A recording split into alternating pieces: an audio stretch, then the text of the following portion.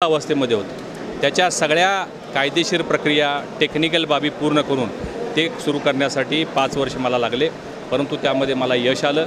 प्रधानमंत्री मोदींच्या हस्ते 274 करोड रुपये खर्चून आज अद्ययावत भव्य दिव्य असं सोलापूरचं विमानतळ आम्ही पूर्ण केलेलं आहे। सोलापूरच्या विमानतळाच्या बाबतीत आपण सगळ्यांनी पाहिलं असेल की मी यापूर्वीसुद्धा राज्यसभेमध्ये लोकसभेमध्ये त्याचा आवाज उठवलेला आहे। काही टेक्निकल अडचणी सोलापूर विमानतळ सुरू करण्यामध्ये आहेत। खरं म्हणजे जी चिमणी पाडली गेली त्याच्या तो न्यायालयीन प्रक्रियेचा बाब होता।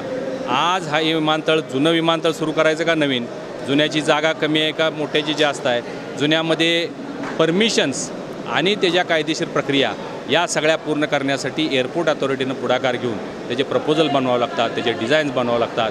तिथं असणारा रनवे सुसज्ज केला पाहिजे।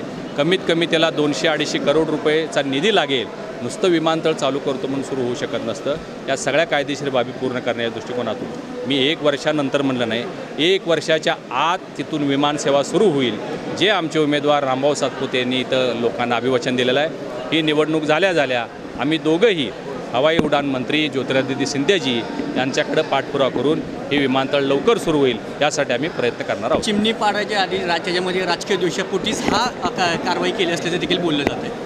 नाही, असं मला म्हणता येणार नाही। ही न्यायालयीन बाब होती किंवा कायदेशीर प्रक्रिया होती, त्याच्यात कोण केस केलं होतं, कशी केस झाली होती याची मला कल्पना नाही आहे। चिमणी पाडणं हा तसा दुर्दैवी निर्णय आहे। एखाद्या साखर उद्योगाचा चिमणी पाडणं किंवा तो उद्योग थांबणं हे योग्य नाही आहे, परंतु तो कायदेशीर असल्यामुळे त्यामध्ये कुणी आम्ही त्यामध्ये काही भूमिका घेऊ नये असं माझं मत आहे। केंद्रीय माजी गृहमंत्र्यांना सुद्धा प्रचारामध्ये उतरावं लागते, मग ही टफ फाईट मानता का मुलीच्या प्रचारासाठी देशात? नाही, मला वाटतं ही सोलापूरची निवडणूक एकतर्फी होईल। माजी मंत्री असतील किंवा कुणीही त्यामध्ये, कारण काँग्रेसवर लोकांचा विश्वास राहिलेला नाही आहे। 70 वर्ष त्यांना सत्ता देऊनसुद्धा त्यांनी देशाचं जे हाल केलं किंवा लोकांची जी अवस्था होती ती लोकांनी स्वतः अनुभवलेली आहे। आणि या 10 वर्षामध्ये प्रधानमंत्री मोदीजींनी जो विकास केलेला आहे हेही लोक अनुभवत आहेत। आज लोकांची आर्थिक स्तर स्वतःची पत वाढत चाललेली असल्यामुळं लोक मोदीजींना समर्थन करत आहेत।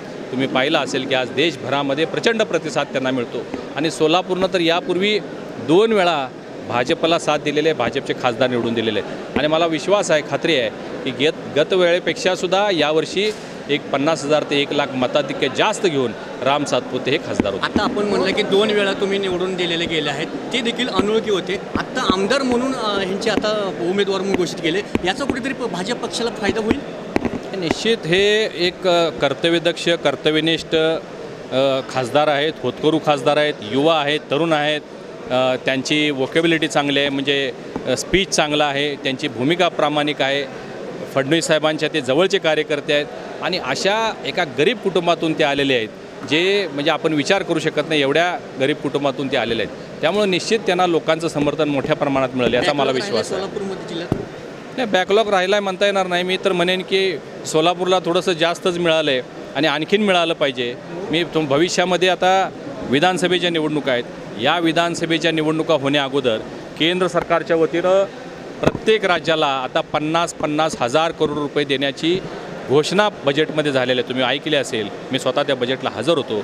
50,000 करोड रुपये बिनव्याजी 50 वर्षाच्या मुदतीनं केंद्र सरकार आता देणार आहे, आमच्या सर्व राज्यांना देणार आहे। या सगळ्याचा आणखीन मोठ्या प्रमाणात फायदा सर्व जिल्ह्यांना आपल्याला मिळणार आहे आणि जिथं भाजपचे खासदार असतील तिथं थोडा अधिकचा फायदा मिळेल अशी मला अपेक्षा आहे। मोहोळमध्ये महाडिक म्हणलं की पहिल्यांदा आपला साखर कारखाना पुढे येतोय, तो साखर कारखाना आता मल्टीस्टेटच्या होण्यावर मार्गावर आता वेगवेगळी चर्चा होताना दिसून येतात, याबद्दल काय? ही फेक न्यूज आहे। साहेब कामठी ते पंढरपूर 4 पदरी रोडावर कधी होईल?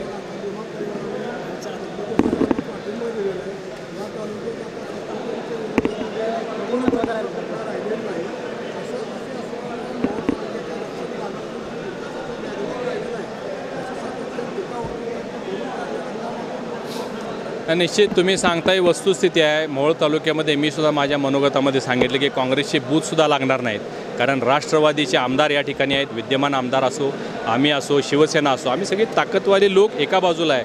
5-10% मतं चुकून काय काँग्रेसला गेली तर गेली, 90-95% मतदान हे राम सातपुतेंना मिळणार आहे।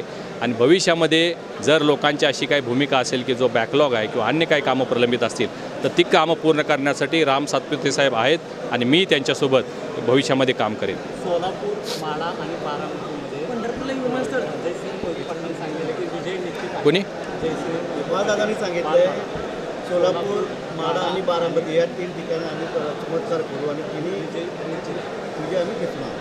कशाच्या आधारावर सांगितलं ते? काय चमत्कार, कशामुळे चमत्कार होणार? पक्षप्रवेश आहे ना. नाही, आता ते प्रत्येकाची आपापली भूमिका असेल. ह्या देशामध्ये एकच जादू चालणार आहे, ते म्हणजे मोदींची जादू. या देशामध्ये एकाचीच गॅरंटी आणि एकावरच विश्वास आहे, तो म्हणजे मोदींची गॅरंटी आणि मोदींच्यावर विश्वास या देशामध्ये आहे. त्यामुळं कोण काय म्हणतं याच्याकडं फार लक्ष देण्याची आपल्याला आवश्यकता नाही. सर, लोकसभेमध्ये आता वारंवार वैयक्तिक पातळी टीका होताना दिसून येते. आता सध्या MIDC-मध्ये 108 एकर जमीन जो प्रगत चालू आहे त्याच्या जागा आता तो